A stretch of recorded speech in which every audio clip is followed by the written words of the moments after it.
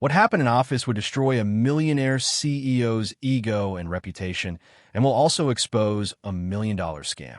But it all started with one cruel bet and 7 words that changed everything. You don't have the education, the dedication, and intelligence.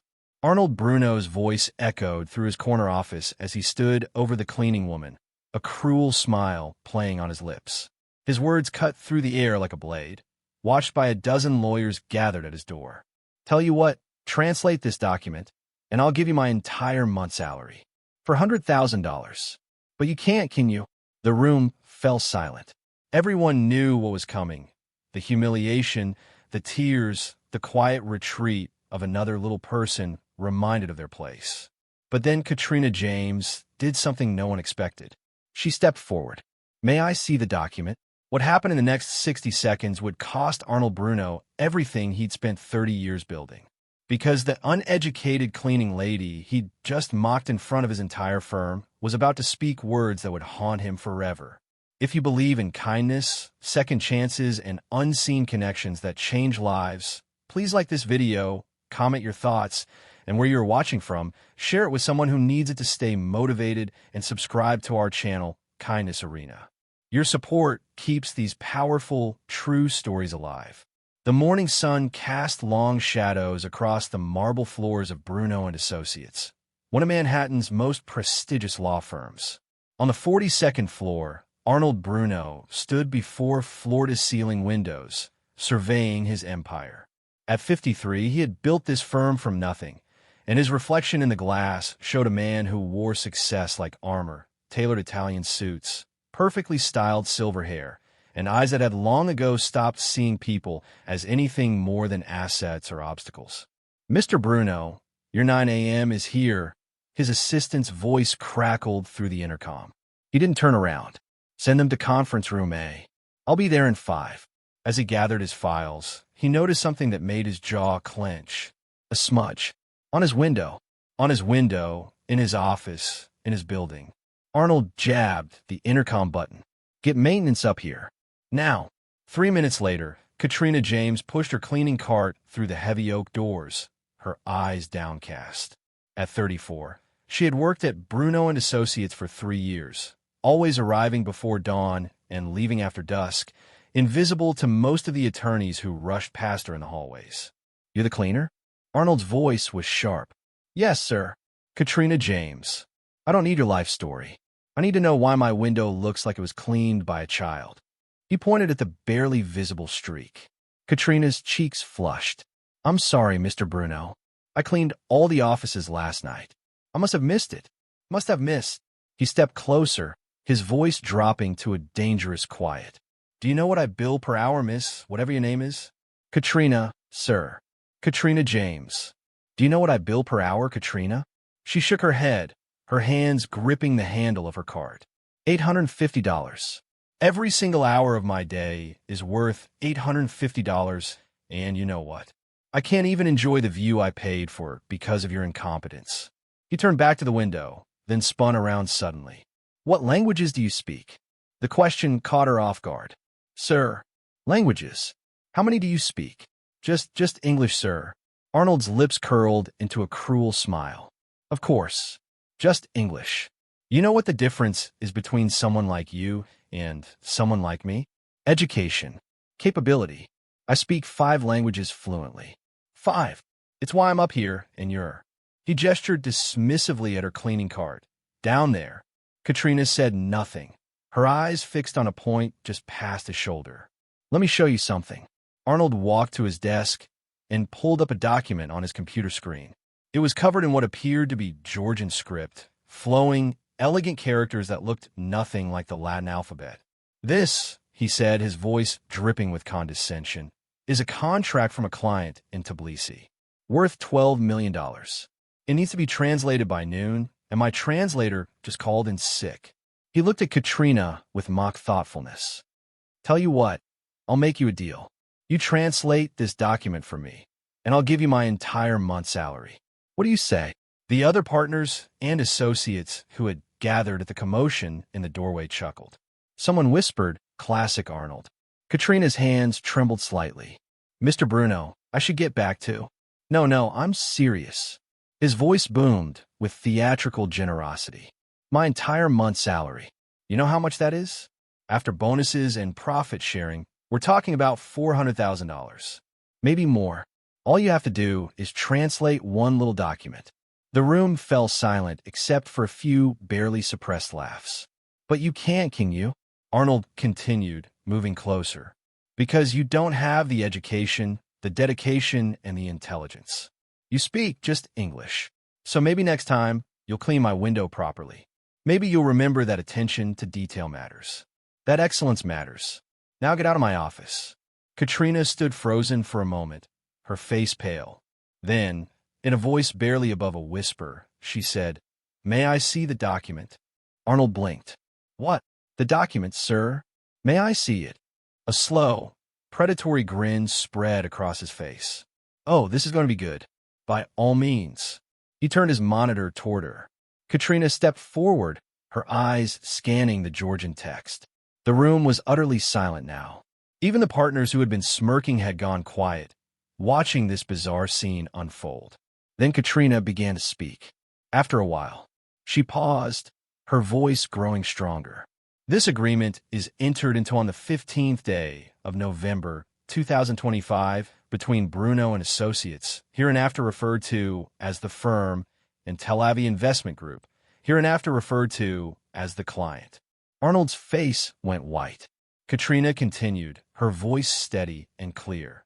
"The firm agrees to provide comprehensive legal services including, but not limited to corporate restructuring, international tax compliance, and merger acquisition consultation for a total fee of $12 million to be paid in 4 quarterly installments." She went on, translating paragraph after paragraph with perfect accuracy and fluency, her pronunciation flawless, her comprehension complete. The Georgian words rolled off her tongue as naturally as English. When she finished, the office was so quiet you could hear the hum of the air conditioning. Arnold stared at her, his mouth slightly open, his carefully constructed superiority crumbling like a sandcastle at high tide. "Ow!" he managed. Katrina met his eyes for the first time. "My mother was from Georgia, Mr. Bruno. She taught me before she passed. But you asked how many languages I speak, and I said just English because—" She paused, choosing her words carefully.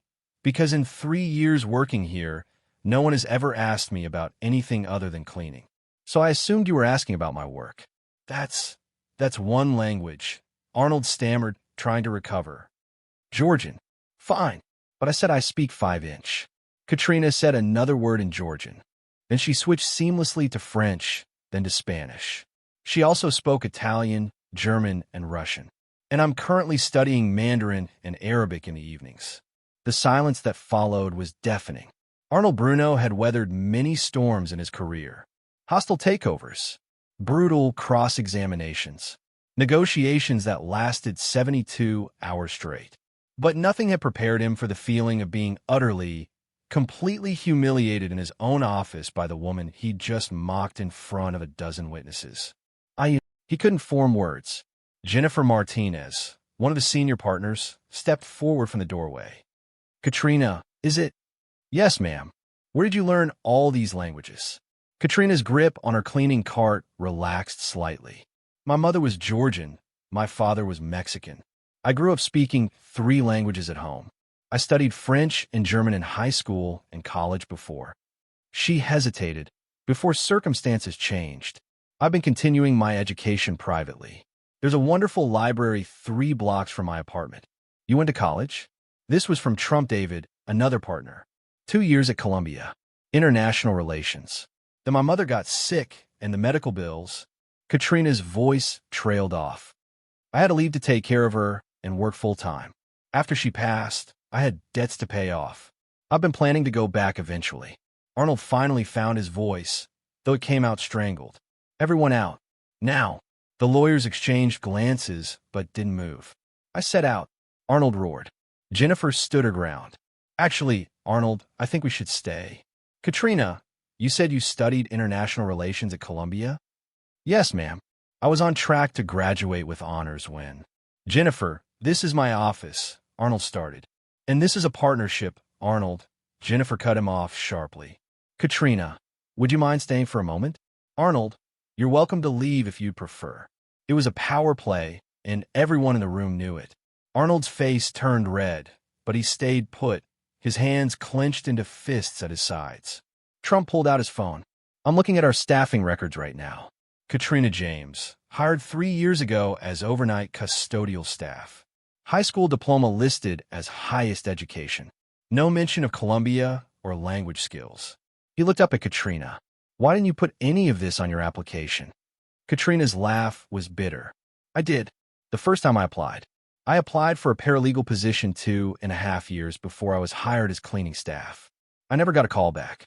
Then I applied for administrative assistant, legal secretary, translator, anything I was qualified for. Nothing. So when I needed to pay rent and the custodial position opened up, I applied with just the basics. That application got me hired within a week. The implications hung heavy in the air. So let me get this straight, Jennifer said, her voice carefully controlled. We have had a Columbia-educated, multilingual potential employee cleaning our toilets for 3 years because no one bothered to look beyond a job title. She left Columbia. Arnold interjected desperately. She doesn't have a degree. Neither did you when you started this firm. Jennifer shot back. You got your law degree at night while working as a paralegal.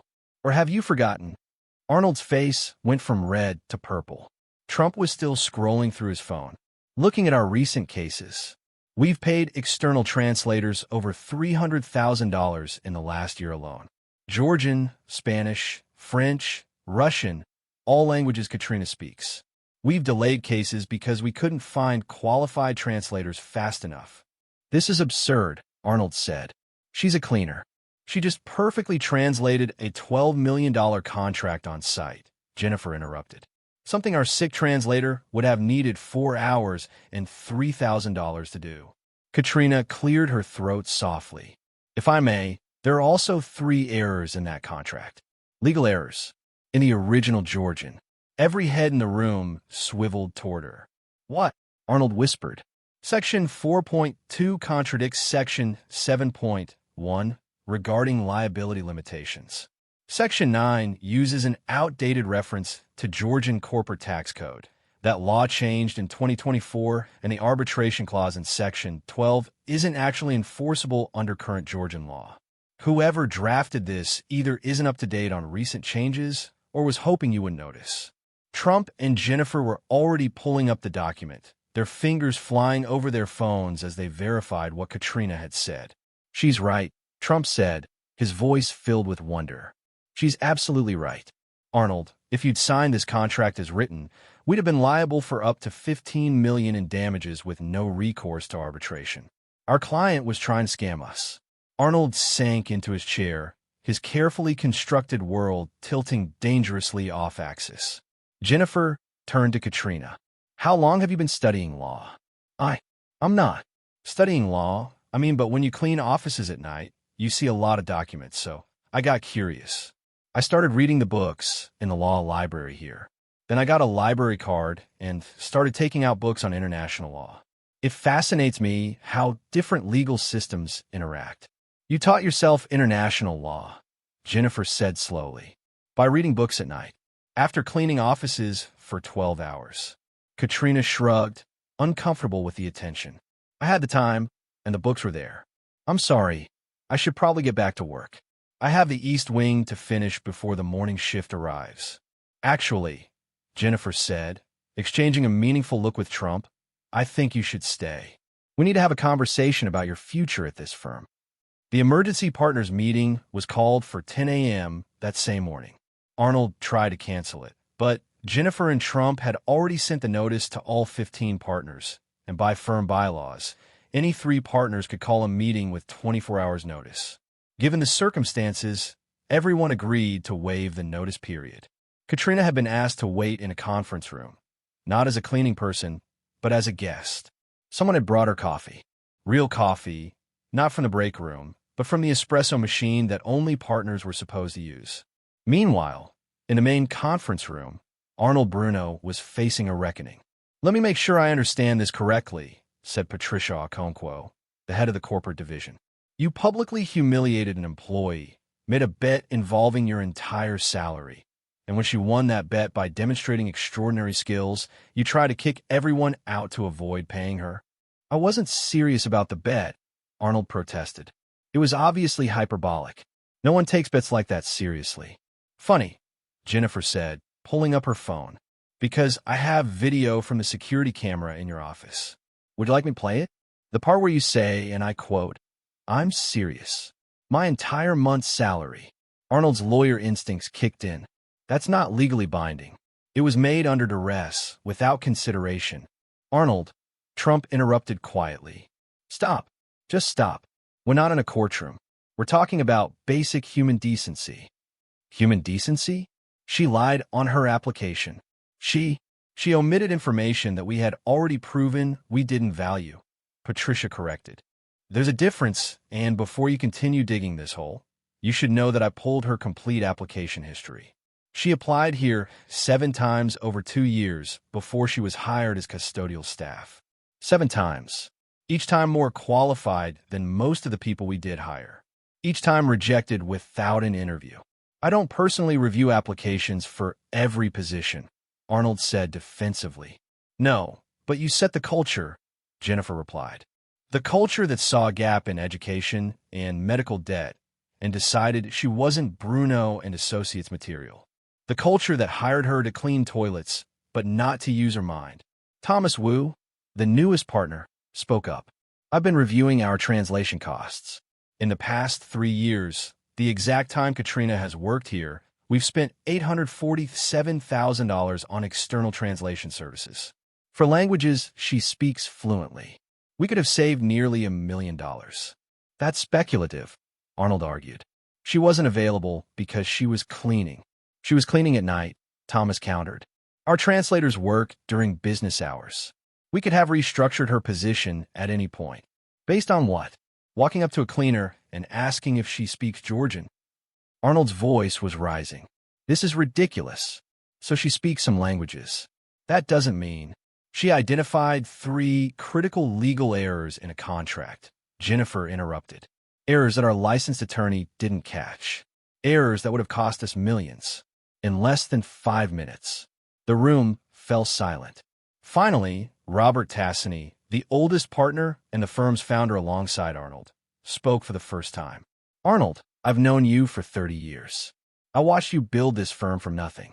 But somewhere along the way, you forgot where you came from.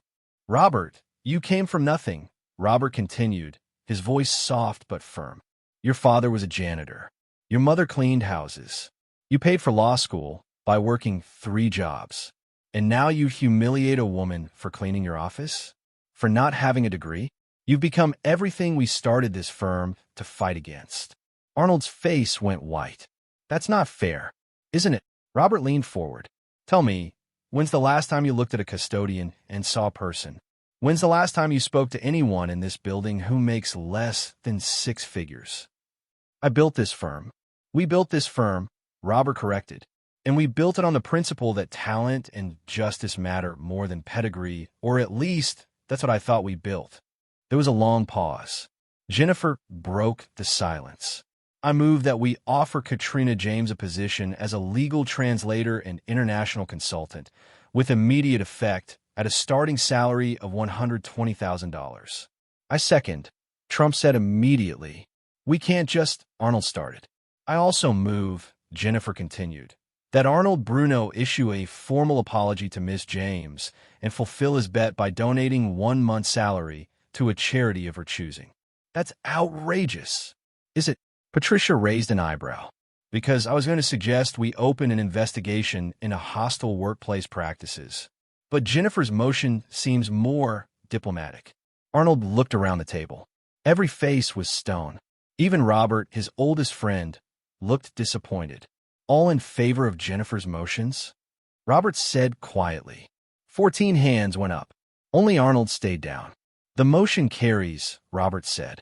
Arnold, you're not required to vote, but you are required to comply. Do I make myself clear? Arnold sat in his chair, feeling smaller than he had in decades. Finally, he nodded. 20 minutes later, Arnold knocked on the door of the conference room, where Katrina waited. She looked up from her phone, startled. "Mr. Bruno, may I sit down?" She nodded, wary.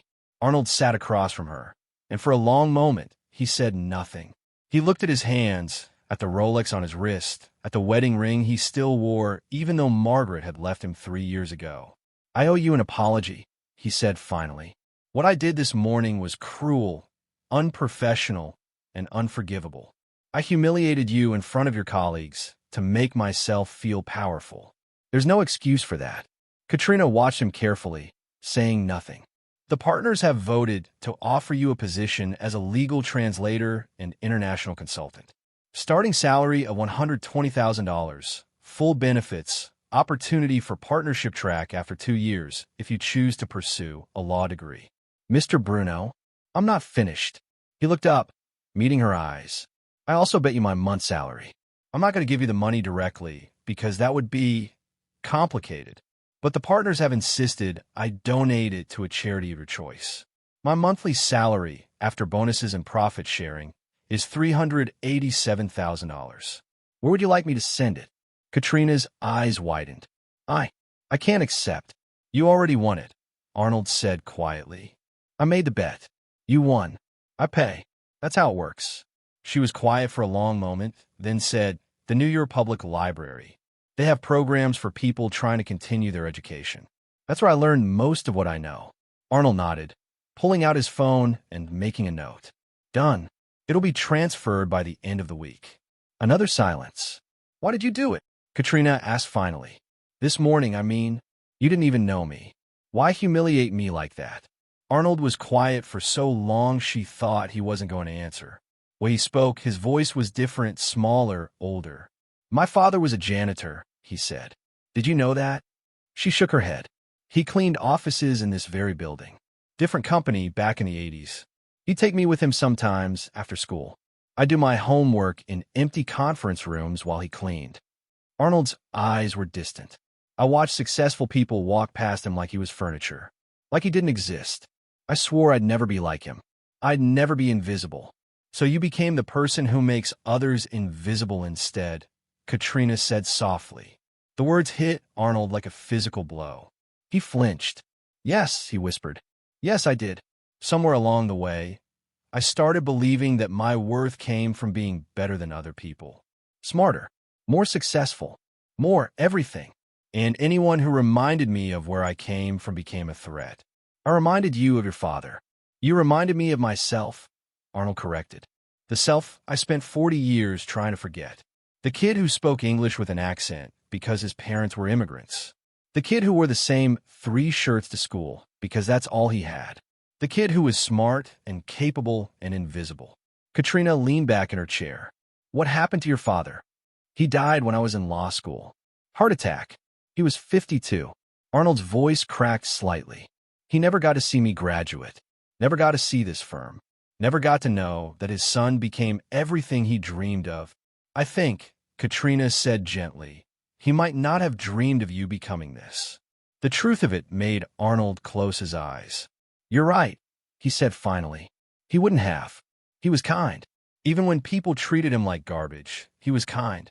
He used to say, 'Me, Joe, we clean buildings, but we don't have to clean ourselves small.' I forgot that. I made myself big by making others small." Katrina reached across the table, and for a moment Arnold thought she might take his hand. Instead, she pulled a napkin from a dispenser and handed it to him. He hadn't realized he was crying. "Thank you," he managed. They sat in silence for a few minutes while Arnold composed himself. "The job offer," Katrina said finally. "Is it real, or is it guilt?" "It's both," Arnold admitted. "But it's also strategic. Jennifer was right. You identified errors in that contract that could have cost us millions. You speak languages we pay hundreds of thousands a year to access. And you taught yourself international law well enough to spot problems our trained attorneys missed. Yes, there's guilt, but there's also recognition that we've been wasting your potential for 3 years."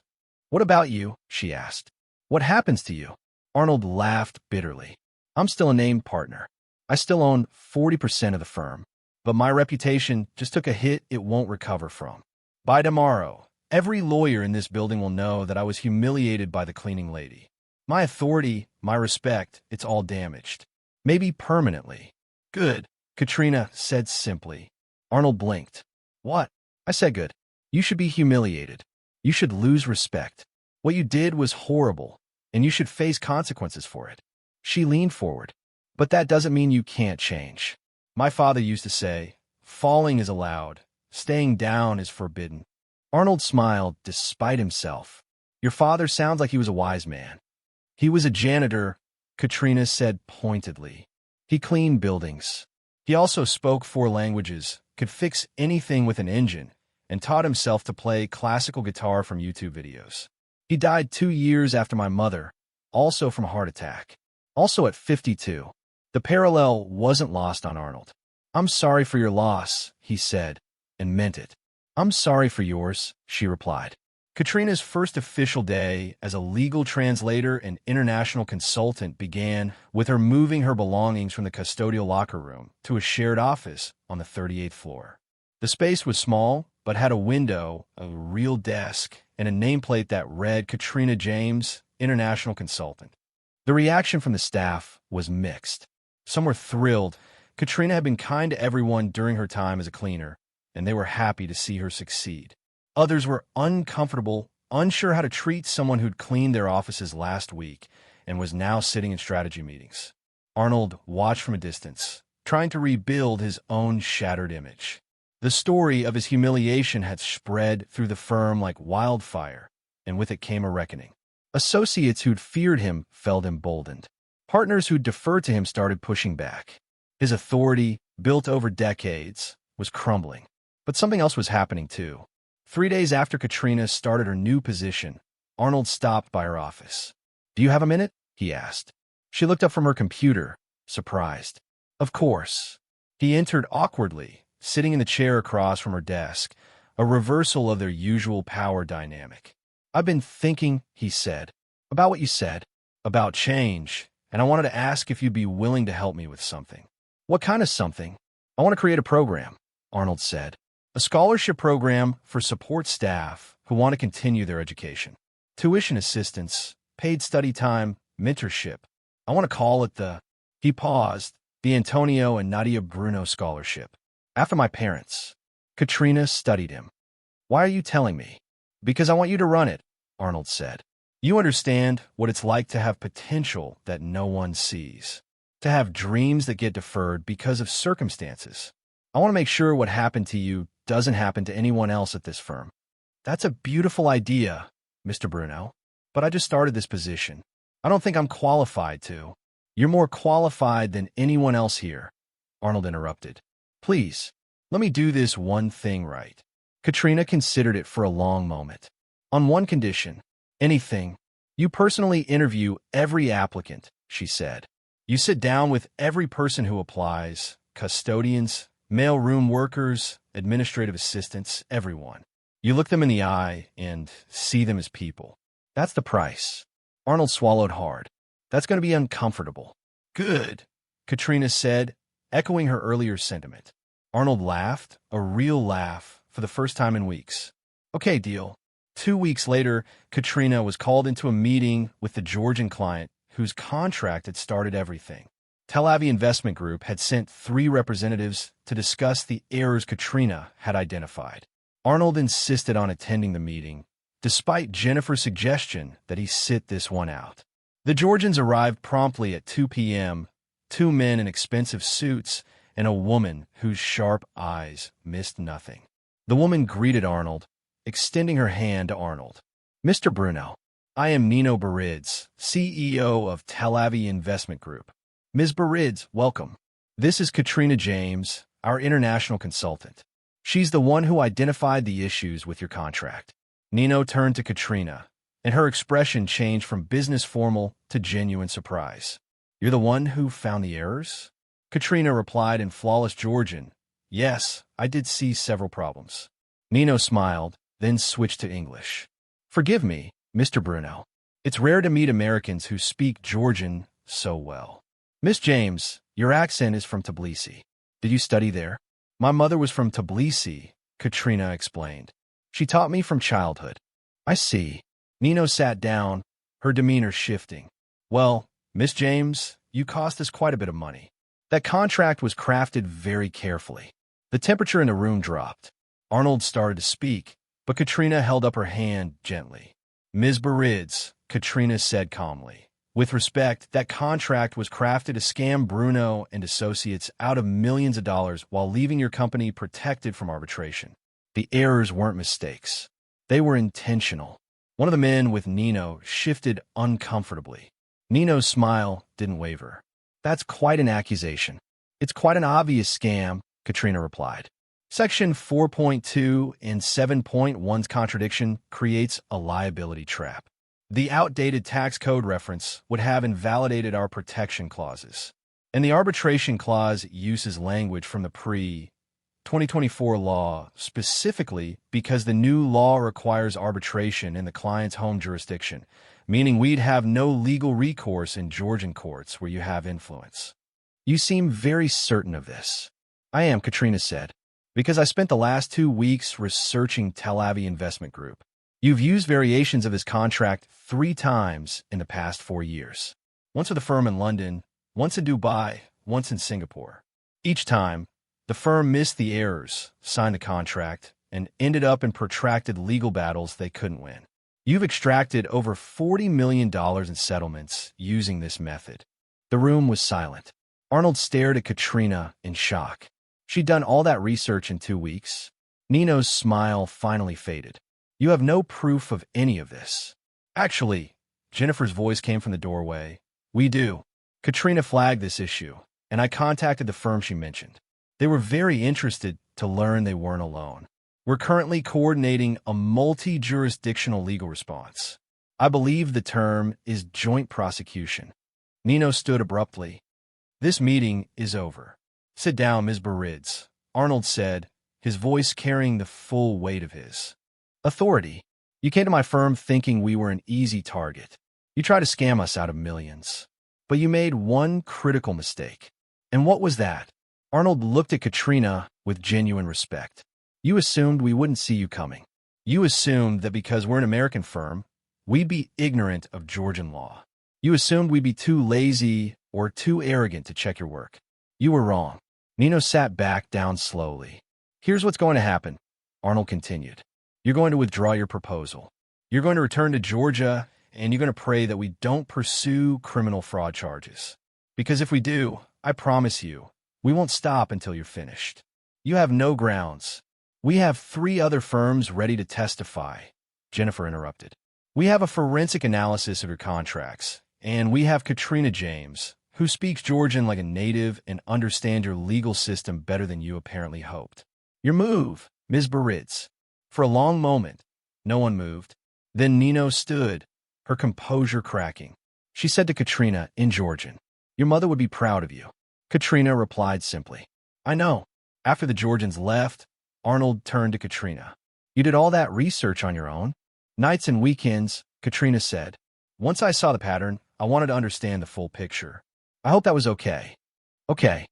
Arnold laughed. "You just saved us from a multi-million-dollar scam and possibly prevented future victims. That's more than okay." Jennifer was grinning. "I think we need to talk about your job description, Katrina. Translator isn't really covering it anymore."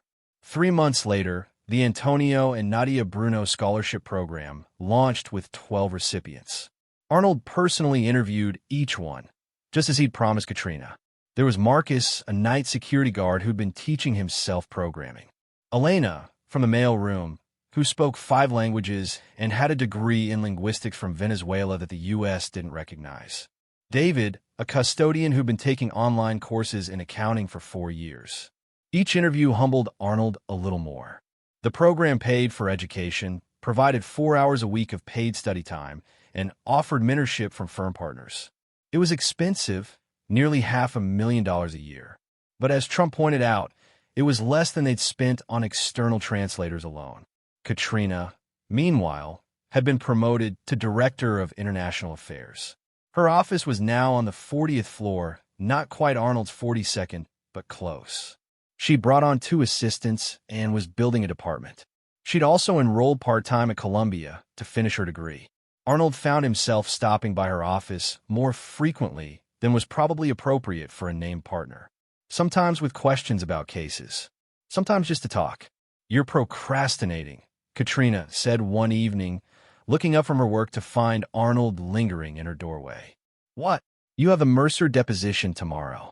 You always procrastinate before depositions by wandering the halls." Arnold laughed. "How did you know that?" "I cleaned your office for 3 years, Mr. Bruno. I know all your habits." "Arnold," he corrected. "Please call me Arnold. You've saved my career twice now. I think we're past formalities." Katrina smiled. "Okay, Arnold. What's really bothering you?" He came in and sat down. "I got a call from my daughter today. First time in 8 months. That's wonderful. She heard about the scholarship program. Someone sent her an article about it." Arnold's voice was quiet. "She said it was the first time in years she felt proud to tell people I was her father." Katrina's expression softened. "That must have meant a lot." "It did. But it also made me realize how much I've lost by being the person I became. My wife left because I valued work over family. My daughter stopped speaking to me because I criticized everything she did that wasn't successful enough. I have money, prestige, power, and I was completely alone." "Was?" Katrina asked gently. Arnold looked around her office, at the photographs she'd put up of her parents, at the Georgian flag pin on her bulletin board, at the stack of language textbooks on her shelf. "I'm trying to be different," he said. "I don't know if I'm succeeding." "You interviewed 12 people last month and looked them in the eye," Katrina said. "You learned their names, their stories, their dreams. You apologized to the entire custodial staff at the company meeting. You donated nearly $500,000 to the library. You're trying, Arnold. That counts for something. Is it enough?" "That's not for me to answer," Katrina said. "But I'll tell you what my mother used to say. Life isn't about perfection. It's about progress." Arnold smiled. "Your mother sounds like she was an extraordinary woman." "She was. She cleaned houses for 20 years and never once thought it made her less than the people whose homes she cleaned. She taught me that dignity comes from within, not from what others think of you. I wish I'd learned that lesson earlier." "You're learning it now," Katrina said. "That's what matters." The law firm of Bruno and Associates looked different 2 years after that morning when Arnold Bruno humiliated a cleaner in his office. The Antonio and Nadia Bruno Scholarship Program had expanded to include not just Bruno and Associates staff, but applicants from across the city. It had helped 47 people continue their education, and 12 of them now worked at the firm in professional capacities. The international division that Katrina built employed 15 people and had become one of the firm's most profitable departments. Arnold himself had stepped back from day-to-day management, focusing instead on mentorship and pro bono work. He'd reconnected with his daughter, met her girlfriend, who he genuinely liked, and started dating again himself, a kind, intelligent professor of immigrant history who challenged him constantly. On a Tuesday morning, 2 years and 3 months after the incident that changed everything, Arnold walked into the firm early. He was meeting with a prospective client, a refugee organization that needed help with asylum cases. As he passed through the lobby, he saw a young man carefully cleaning the windows. Arnold stopped. "Good morning," he said. The young man looked up, startled. "Oh, good morning, Mr. Bruno. I don't think we've met." "I'm Arnold." "I'm James, sir. I started last month." Arnold extended his hand. James shook it, clearly surprised. "How are you finding the work?" Arnold asked. "It's good, sir. The pay is fair, and everyone's been kind." "Do you have plans? Education goals? Career aspirations?" James hesitated. I'm taking classes at community college. Business administration. But it's slow going because of work hours." Arnold pulled out his phone. "What's your last name, James?" "Torres, sir." "James Torres." Arnold made a note. "James Torres. I want to talk to Katrina James. No relation, I assume, on the 40th floor. Tell her I sent you. She runs our scholarship program. We provide tuition assistance and paid study time for employees who are continuing their education." James's eyes widened. "Really? I didn't know about that. Now you do. Promise me you'll talk to her?" "I promise." "Thank you, Mr. Bruno. Thank you so much." Arnold smiled. "Thank you, James. And those windows look perfect, by the way." As Arnold walked toward the elevator, He felt lighter than he had in years. He passed a photograph on the wall, a picture of him and his father, taken 30 years ago. His father in his janitor's uniform, Arnold in his college graduation gown. "I'm trying, Dad," Arnold whispered to the photographer. "I'm finally trying." The elevator doors opened, and Arnold stepped inside, ready to start another day of being better than he was yesterday. Not perfect, but I'm progressing, and that, he'd finally learned, was enough. If this story touched your heart, if it reminded you that kindness is never wasted and that even broken path can lead to the beautiful places and change of lives, please like this video, share it with someone who needs a little hope today, and subscribe to Kindness Arena, because your support keeps stories like this alive and spreading. Tell us in the comment what you learned from the CEO reverse humiliation, or has a stranger's kindness ever changed your life in ways you didn't expect? We'd love to hear your story.